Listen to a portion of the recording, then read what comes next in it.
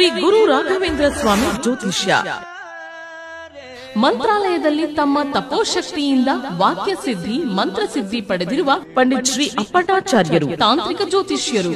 ಶ್ರೀ ಸಾಯಿಬಾಬಾ ಹಾಗೂ ರಾಘವೇಂದ್ರ ಸ್ವಾಮಿಯ ಆರಾಧಕರು. ನಿಮ್ಮ ಸಮಸ್ಯೆಗಳ ಪರಿಹಾರಕ್ಕೆ ಇಲ್ಲಿದೆ ದಿವ್ಯ ಮಾರ್ಗ. ಡಿವೋರ್ಸ್ ಪ್ರಾಬ್ಲಮ್, ಅನಾರೋಗ್ಯ, ಪ್ರೇಮ ವಿಚಾರ, ಸಂತಾನ, ಸಾಲಬಾಧೆ, ಕೋರ್ಟ್ ಕೇಸ್, ವ್ಯಾಪಾರ, ಮಾಟ ಮಂತ್ರ ತಡೆ, ಶತ್ರುಕಾಟ, ಕೌಟುಂಬಿಕ ಕಲಹ, ಇನ್ನೂ ನಿಮ್ಮ ನಿಗೂಢ ಗುಪ್ತ ಸಮಸ್ಯೆಗಳಿಗೆ ಶ್ರೀ ರಾಘವೇಂದ್ರ ಸ್ವಾಮಿಯ ಮೂಲ ಬೃಂದಾವನ ರಹಸ್ಯ ಬಲಿಷ್ಠ ಪೂಜಾ ಶಕ್ತಿಯಿಂದ ಕೆಲವೇ ದಿನಗಳಲ್ಲಿ ಶಾಶ್ವತ ಪರಿಹಾರ ಶತಸಿದ್ಧ.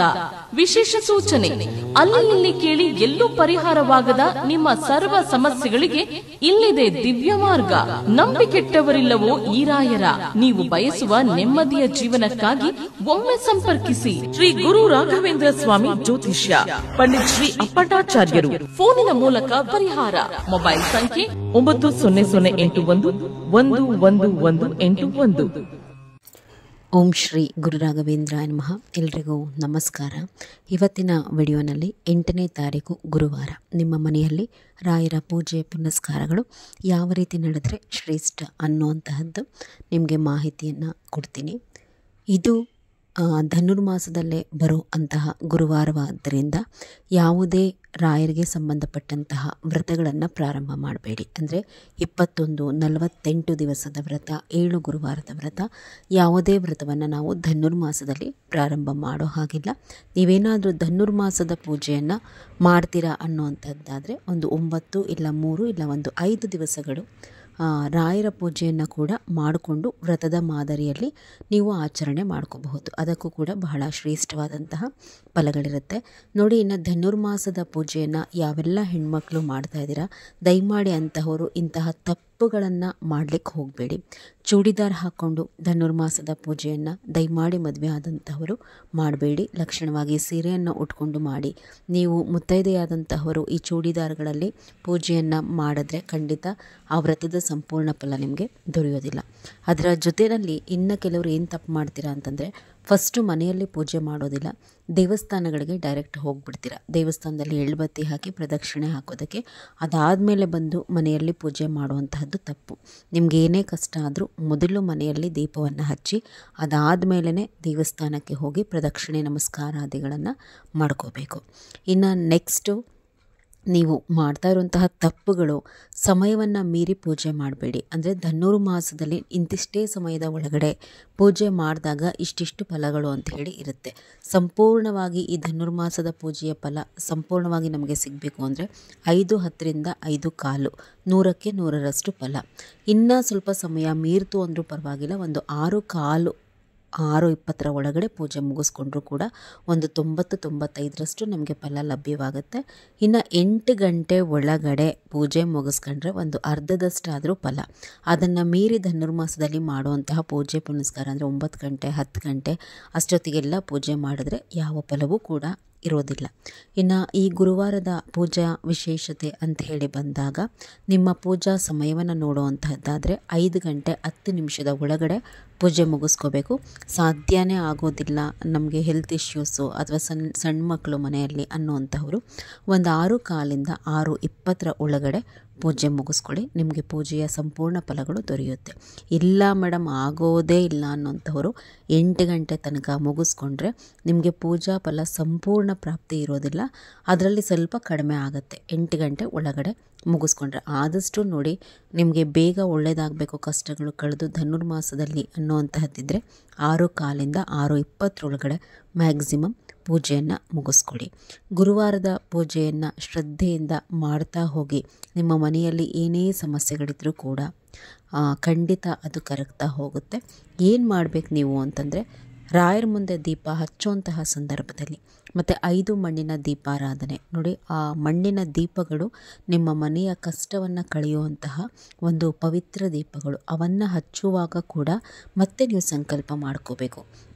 ಇದನ್ನು ಮಾಡ್ತಾ ಹೋಗ್ತಾ ಇದ್ದ ಹಾಗೆ ಕಷ್ಟಗಳು ಕ್ರಮೇಣವಾಗಿ ಖಂಡಿತವಾಗಿ ಕಡಿಮೆ ಆಗ್ತಾ ಹೋಗುತ್ತೆ. ಇನ್ನು ಪೂಜಾ ವಿಧಾನ ಅಂತ ಹೇಳಿ ಬಂದಾಗ ಹೊಸದಾಗಿ ಯಾರೆಲ್ಲ ನೋಡ್ತಾ ಇದ್ದೀರಾ, ಮೊದಲು ನೀಟಾಗಿ ಗುಡಿಸಿ ಉರಿಸಿ ಅಂಗಳ ಎಲ್ಲ ಸಾರಿಸಿ ರಂಗೋಲಿ ಹಾಕ್ಕೊಂಡು ರೆಡಿ ಮಾಡ್ಕೊಂಡು ನೀವು ತಲೆ ಸ್ನಾನ ಮಾಡಿಕೊಂಡು ಮಡಿ ಬಟ್ಟೆ ಹಾಕೋಬೇಕು, ದೇವ್ರ ಮನೆ ಕ್ಲೀನ್ ಮಾಡ್ಕೋಬೇಕು. ಎಲ್ಲ ದೇವ್ರ ಫೋಟೋಗೆ ಹೇಗೆ ಹೂ ಇಡ್ತೀರಾ ಹಾಗೆ ಹೂ ಇಟ್ಕೋಬೇಕು. ವಿಶೇಷ ಗುರುವಾರ ಅಂತ ಹೇಳಿ ಬಂದಾಗ ರಾಯರ ಪೂಜೆ ಜೊತೆಯಲ್ಲಿ ಶ್ರೀಹರಿಯ ಪೂಜೆ, ಎರಡೂ ಫೋಟೋಗಳನ್ನು ಒರೆಸ್ಕೊಂಡು ರಾಯರ ಫೋಟೋಗೆ ಗಂಧ ಹಚ್ಕೊಂಡು ತುಳಸಿ ಹಾಕ್ಕೊಂಡು ಅದರ ಜೊತೆಯಲ್ಲಿ ನಿಮಗೇನು ಹೂಗಳು ಸಿಗುತ್ತೆ ಅದನ್ನು ರಾಯರಿಗೆ ಅರ್ಪಣೆ ಮಾಡಿ. ಇದರೊಟ್ಟಿಗೆ ಶ್ರೀಹರಿಯ ಪೂಜೆಯನ್ನು ಮರಿಬಾರ್ದು. ಅವರ ಫೋಟೋ ಅಥವಾ ವಿಗ್ರಹಕ್ಕೂ ಕೂಡ ಗಂಧ, ಗೆಜ್ಜೆ ವಸ್ತ್ರ, ಅರಿಶಿಣ, ಕುಂಕುಮ ಮತ್ತು ತುಳಸಿ ಹೂಗಳನ್ನು ಹಾಕಿ ಶ್ರೀಹರಿಯ ಫೋಟೋ ಅಥವಾ ವಿಗ್ರಹದ ಮುಂದೆ ಒಂದು ಮಣ್ಣಿನ ದೀಪವನ್ನು ತುಪ್ಪ ಹಾಕಿ ಹಚ್ಚೋದಕ್ಕೆ ಸಿದ್ಧ ಮಾಡ್ಕೊಳ್ಳಿ. ಇನ್ನು ರಾಯರ ಮುಂದೆ ನೀವು ಎಷ್ಟು ದೀಪ ಹಚ್ಚಬೇಕು ಈ ವಾರ ಅಂತ ಹೇಳಿ ನೋಡುವಂತಹದ್ದಾದರೆ 7 ದೀಪಗಳನ್ನು ನೀವು ಹಚ್ಚಬೇಕಾಗತ್ತೆ. 2 ಬೆಳ್ಳಿ ಅಥವಾ ಹಿತ್ತಾಳೆ ಅಥವಾ ನಿಮ್ಮ ಮನೆಯಲ್ಲಿ ಏನು ರಾಯರ ಮುಂದೆ ಯಾವಾಗಲೂ ಹಚ್ತೀರಾ ಆ ದೀಪದ ಒಟ್ಟಿಗೆ 5 ಮಣ್ಣಿನ ದೀಪಗಳನ್ನು ರಾಯರ ಮುಂದೆ ಬೆಳಗಬೇಕು. ಒಟ್ಟಾರೆಯಾಗಿ 7 ದೀಪಗಳು. 7 ದೀಪಗಳನ್ನು ಸಾಧ್ಯವಾದಷ್ಟು ತುಪ್ಪವನ್ನೇ ಹಾಕ್ಕೊಂಡು ಬೆಳಗ್ಗೆ 2 ನೀವೇನು ಬೆಳ್ಳಿ ಅಥವಾ ಹಿತ್ತಾಳೆ ದೀಪ ಹಚ್ತೀರಾ ಅದಕ್ಕೆ ಉದ್ದ ಬತ್ತಿಯನ್ನು ಹಾಕ್ಕೊಳ್ಳಿ. ಮಣ್ಣಿನ ದೀಪದ ಆರಾಧನೆಯನ್ನು ಮಾಡುವಾಗ ಹೂಬತ್ತಿಗಳನ್ನು ಹಾಕ್ಕೊಂಡು ಹಚ್ಕೊಳ್ಳುವಂತಹದ್ದು ಶ್ರೇಷ್ಠ. 5 ಮಣ್ಣಿನ ದೀಪಗಳಿಗೆ 1 ಸ್ಪೂನ್ ತುಪ್ಪ ಹಾಕ್ಕೊಂಡ್ರೂ ಸಾಕಾಗತ್ತೆ. ಇದನ್ನು ರಾಯರ ಮುಂದೆ ನೀವು ರಂಗೋಲಿ ಹಾಕಿ ಅದರ ಮೇಲೆ ಇಟ್ಟು ಕೂಡ 5 ಮಣ್ಣಿನ ಹಣತೆಯನ್ನು ಹಚ್ಚಬಹುದು.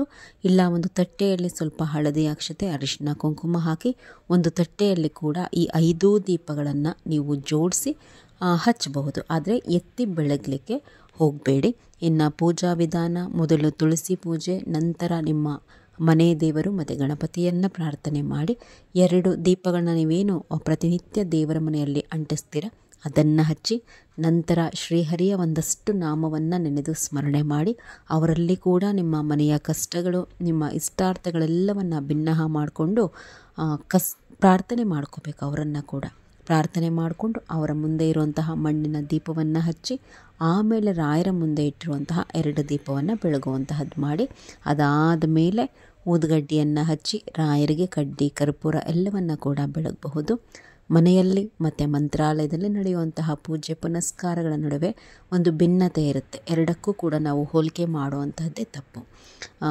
ಗಂಧದ ಕಡ್ಡಿಯಿಂದ ಎಲ್ಲ ಧೂಪವನ್ನು ತೋರಿಸಿ ದೇವರ ಮನೆಯಲ್ಲಿ ನಂತರ ಈ ದೀಪ ಹಚ್ಚುವಂತಹ ಸಂದರ್ಭದಲ್ಲಿ ಫಸ್ಟು ಸಂಕಲ್ಪ ಮಾಡ್ಕೋಬೇಕು. ಬಲಗೈಯಲ್ಲಿ ತುಳಸಿ ಅಥವಾ ಒಂದು ಹೂವು, ಹಳದಿ ಅಕ್ಷತೆಯನ್ನು ಹಿಡಿದು ಏನೆಲ್ಲ ಕಷ್ಟ ಕಾರ್ಪಣ್ಯಗಳನ್ನು ಅನುಭವಿಸ್ತಾ ಇದ್ದೀರಾ, ರಾಯರಿಂದ ಯಾವ ಕಷ್ಟಗಳಿಂದ ಬಿಡುಗಡೆ ಆಗಬೇಕು, ಜೊತೆಯಲ್ಲಿ ಏನಾದರೂ ಇಷ್ಟಾರ್ಥಗಳಿದ್ರೆ ಅಂದರೆ ಮನೆಯಲ್ಲಿ ಮಕ್ಕಳು ಓದಬೇಕು, ಇಲ್ಲ ಯಾರಿಗಾದ್ರೂ ಕೆಲಸ ಆಗಬೇಕು, ಮದುವೆ ಆಗುವಂತಹದ್ದು, ಆರೋಗ್ಯನೋ ಏನೇ ಇದ್ದರೂ ಕೂಡ ಎಲ್ಲವನ್ನು ಕೇಳಿಕೊಂಡು ಅವನ್ನು ರಾಯರ ಬಳಿಗೆ ಹಾಕಿಬಿಟ್ಟು ಅಕ್ಷತೆಯನ್ನು 2 ದೀಪವನ್ನು ಮೊದಲು ಹಚ್ಕೊಳ್ಳಿ, ಬೆಳ್ಳಿದು ಅಥವಾ ಹಿತ್ತಾಳೆದು. ಧೂಪ ತೋರಿಸಿದ್ದಾದಮೇಲೆ ಮತ್ತೊಂದು ಬಾರಿ ಕೈಯಲ್ಲಿ ಅಕ್ಷತೆಯನ್ನು ಹಿಡಿದು ಇದೇ ಕಷ್ಟ ಕಾರ್ಪಣ್ಯ ಅಥವಾ ಇಷ್ಟಾರ್ಥಗಳನ್ನು ಹೇಳಿಕೊಂಡು ಈ ಅಕ್ಷತೆಯನ್ನು ನೀವೇನು 5 ಮಣ್ಣಿನ ದೀಪ ಹಚ್ತೀರಲ್ವ ಅಲ್ಲಿಗೆ ಹಾಕಿ ನಂತರ ಒಂದು ಊದುಗಡ್ಡಿಯಿಂದನೋ ಅಥವಾ 2 ಬತ್ತಿಗಳನ್ನು ಹಚ್ಕೊಂಡು, ಇಲ್ಲ ಎಲ್ಲದಕ್ಕಿಂತ ಶ್ರೇಷ್ಠ ಅಂದರೆ ತುಳಸಿ ಅಗ್ಗಿಸ್ಟಿಕೆ. ಏನು ತುಳಸಿ ಅಗ್ಗಿಸ್ಟಿಕೆ ಅಂದರೆ, ಈಗ ಒಂದು ಗುರುವಾರ ನಾವು ರಾಯರಿಗೆ ಏನು ತುಳಸಿಯನ್ನು ಸಮರ್ಪಣೆ ಮಾಡಿರ್ತೀವಿ ಅದನ್ನು ನಾವು ಗುರುವಾರ ರಾತ್ರಿ ತೆಗಿತೀವಿ. ತೆಗೆದ ಮೇಲೆ ಅದರಲ್ಲಿರುವಂತಹ ಕಡ್ಡಿಗಳನ್ನು ಬೇರ್ಪಡಿಸ್ಕೊಂಡು ಒಂದು 3 ದಿವಸ ನೆರಳಿನಲ್ಲಿ ಒಣಗಿಸಿ ಎತ್ತಿಟ್ಕೊಳ್ಳುವಂತಹದ್ದು.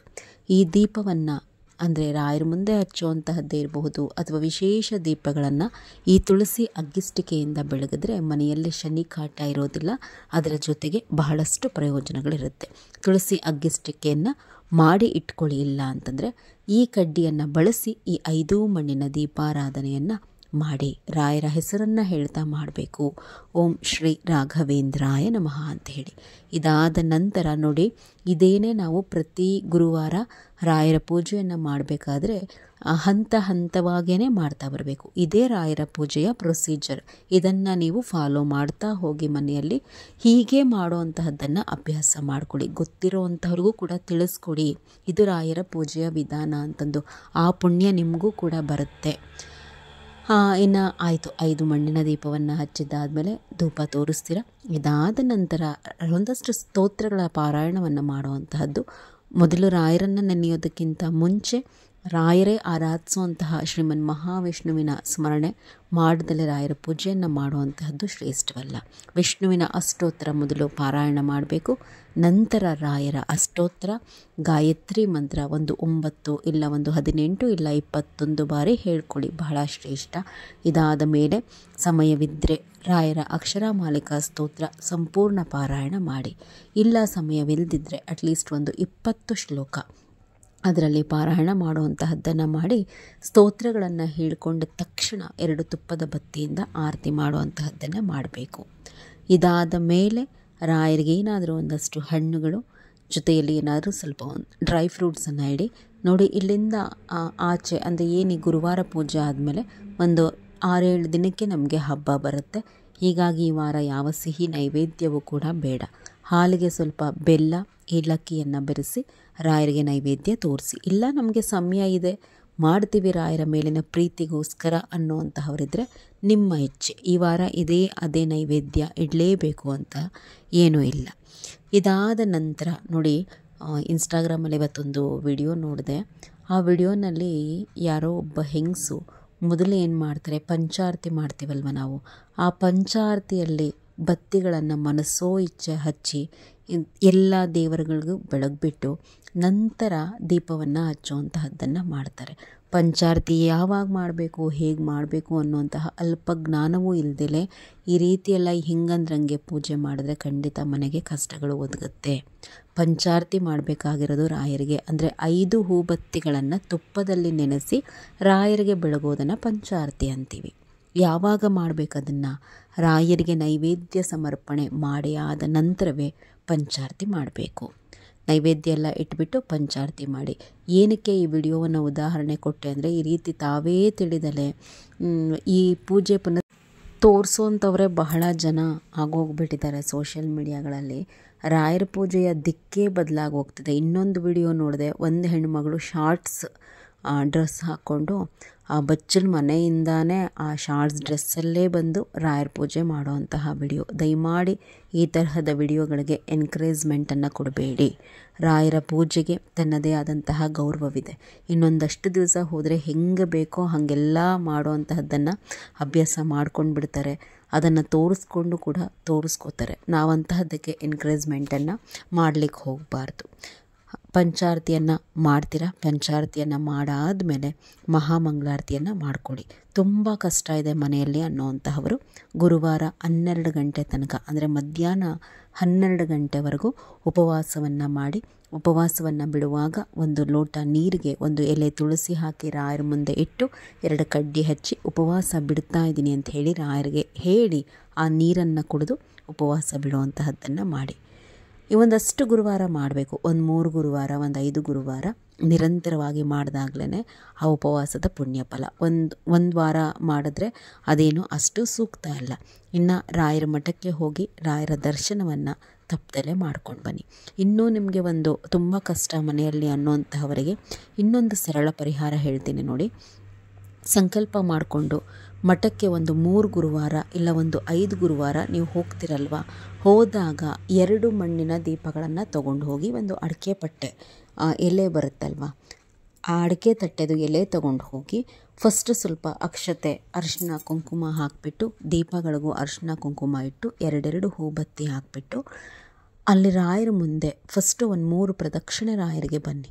3 ಪ್ರದಕ್ಷಿಣೆ ಬಂದು ರಾಯರ ಎದುರುಗಡೆ ನಿಂತ್ಕೊಂಡು ನಿಮ್ಮ ಕಷ್ಟ ಏನಿದೆ ಅಂತ ಹೇಳಿ ಎಲ್ಲವನ್ನು ರಾಯರಲ್ಲಿ ಭಿನ್ನಹ ಮಾಡ್ಕೋಬೇಕು. ಮೊದಲು ಹೇಳ್ಕೊಂಡಾದಮೇಲೆ ರಾಯರ ಎದುರುಗೇನೆ ಕೂತು ಆ ದೀಪವನ್ನು ಹಚ್ಚಿ ಆ ದೀಪದ ತಟ್ಟೆಯನ್ನು ರಾಯರಿಗೆ ಬೆಳಗಿ. ಮಣ್ಣಿನ ದೀಪದ ಆರತಿಯನ್ನು ಮಠಗಳಲ್ಲಿ ಮಾಡಬಹುದು, ಮನೆಯಲ್ಲಿ ರಾಯರಿಗೆ ಬೆಳಗೋ ಹಾಗಿಲ್ಲ. ಆ ತಟ್ಟೆಯನ್ನು ರಾಯರ ಮುಂದೆ ಏನಾದರೂ ಮಠದಲ್ಲಿ ಇಡುವಂತಹ ಅವಕಾಶ ಇದ್ದರೆ ಉರಿಯೋ ತನಕನೂ ಅಲ್ಲೇ ಬಿಡಿ. ಇಲ್ಲ ಅಂತಂದರೆ ಹೊರಗಡೆ ಎಲ್ಲಾದರೂ ಇಟ್ಬಿಟ್ಟು ಮನೆಗೆ ಹೊರಟುಬಿಡಿ. ರಾಯರ ದರ್ಶನ ಮಾಡಿಕೊಂಡು ಆ ದೀಪಗಳನ್ನು ಮತ್ತೆ ಮನೆಗೆ ತೆಗೆದುಕೊಂಡು ಹೋಗ್ಲಿಕ್ಕೆ ಹೋಗಬೇಡಿ. ಇದು ಒಂದು. ಇದರ ಜೊತೆಯಲ್ಲಿ ತುಂಬ ಕಷ್ಟ ಇರುವಂತಹವರು ಮಠಕ್ಕೆ ಹೋದಾಗ ಸ್ವಲ್ಪ ಬಿಳಿ ಕಲ್ಲು ಸಕ್ಕರೆ ಇಲ್ಲ ಕೆಂಪು ಕಲ್ಲು ಸಕ್ಕರೆ ತೊಗೊಂಡು ಹೋಗಿ ಒಂದಷ್ಟು ಜನಕ್ಕೆ, ಒಂದು 9 ಜನಕ್ಕೋ ಒಂದು 11 ಜನಕ್ಕೋ ನಿಮ್ಮ ಕೈಯಾರೆ ನೀವೇ ಕೊಡಿ. ರಾಯರ ಮಠದಲ್ಲಿ ಕಲ್ಲು ಸಕ್ಕರೆಯನ್ನು ಈ ರೀತಿ ಕೊಡೋದ್ರಿಂದ ಮನೆಯ ಕಷ್ಟಗಳು ಕಳೆಯುತ್ತೆ. ಇದು ತುಂಬ ಮನೆಯಲ್ಲಿ ಕಷ್ಟ ಅನ್ನುವಂಥವರು ಮಠದಲ್ಲಿ ಮಾಡಬಹುದಾದಂತಹ ಒಂದೆರಡು ಸೇವೆಗಳನ್ನು ತಿಳಿಸ್ಕೊಟ್ಟಿದ್ದೀನಿ. ರಾಯರಿಗೆ ಸಂಬಂಧಪಟ್ಟಂತೆ ಏನು ಸರಿಯಾದಂತಹ ವಿಚಾರಗಳಿದೆ ಅದನ್ನು ಮಾತ್ರ ಈ ಚಾನಲ್ನಲ್ಲಿ ಹಂಚ್ಕೊಳ್ತಾ ಹೋಗ್ತೀನಿ. ಮುಂದೆ ಸುಮಾರಷ್ಟು ವಿಡಿಯೋಗಳು ಬರುತ್ತೆ. ನಿಮ್ಮೆಲ್ಲರ ಪ್ರೀತಿ ಸಪೋರ್ಟ್ ಹೀಗೆ ಇರಲಿ ಅಂತ ಹೇಳಿ ಕೇಳ್ಕೊತ ಈ ವಿಡಿಯೋವನ್ನು ಮುಗಿಸ್ತಾ ಇದ್ದೀನಿ. ಎಲ್ರಿಗೂ ಕೂಡ ನಮಸ್ಕಾರ.